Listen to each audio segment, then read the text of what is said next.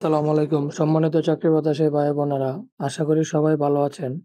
তো আমি আপনাদের মাঝে আরো একটি জব সার্কুলার নিয়ে আসলাম। তো সেটি হলো ওয়েব ফাউন্ডেশন একটি জব সার্কুলার প্রকাশিত করেছে বিডি জবসের মাধ্যমে। তো আপনারা শুরু থেকে শেষ পর্যন্ত ভিডিওটি দেখবেন। আমি আপনাদের মাঝে বিস্তারিত বলবো শিক্ষাগত যোগ্যতা কি লাগবে এবং আবেদন করতে কি যোগ্যতা লাগবে এবং অভিজ্ঞতা প্রয়োজন আছে কিনা। তো আবেদনের লাস্ট ডেট কবে? তো সমস্ত কিছু আমি আপনাদের মাঝে বিস্তারিত বলব।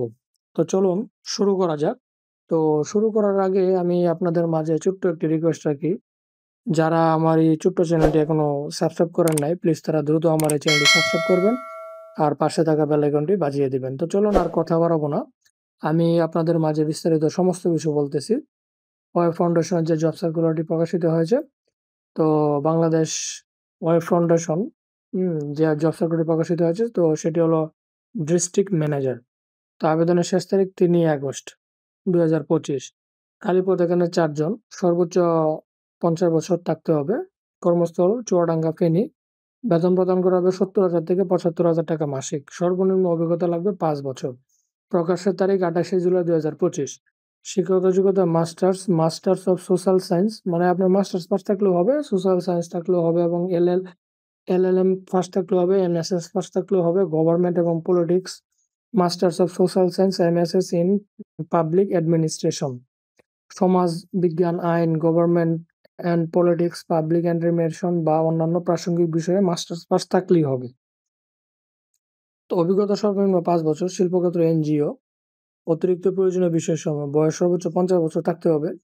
চাকরির আরও প্রয়োজনীয় বিষয়সমূহ: বয়স সর্বোচ্চ ৫০ বছর, যেকোনো স্বীকৃত পর্যায়ে বেসরকারি উন্নয়ন সংস্থা ন্যূনতম ৫ বছরের অধিকার এবং সুশাসন বিষয়ক প্রকল্প বাস্তবায়নের অভিজ্ঞতা থাকতে হবে, যার মধ্যে ন্যূনতম ৩ বছরের প্রকল্প ব্যবস্থাপক এবং সমন্বয়কারী হিসেবে সুশাসন, অধিকার, নারীর ক্ষমতায়ন এবং গ্রাম আদালত কার্যক্রম বাস্তবায়নের অভিজ্ঞতা, বিশেষত প্রকল্প ব্যবস্থাপনা, বাজেট প্রণয়ন, সরকারের সঙ্গে নীতি নির্ধারণী কাজে প্রচারণা, কর্মসূচি উন্নয়ন এবং কর্মী দল তদারকি কর্মসূচি সম্পাদনের অভিজ্ঞতা থাকতে হবে।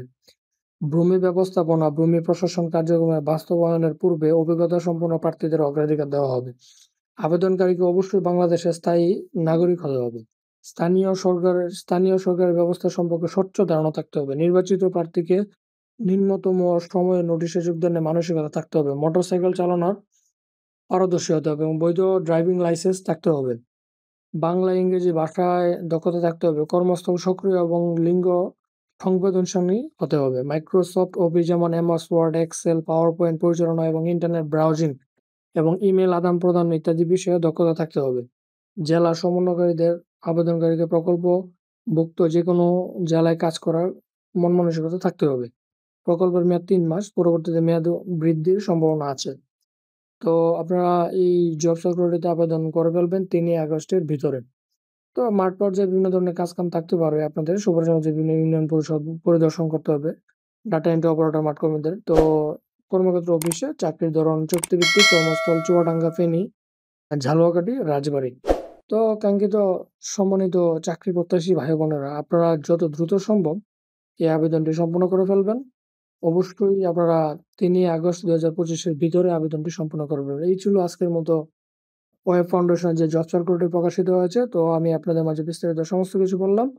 তো এই বলে আমি আমার ভিডিও এখানে শেষ করছি। আসসালামু আলাইকুম।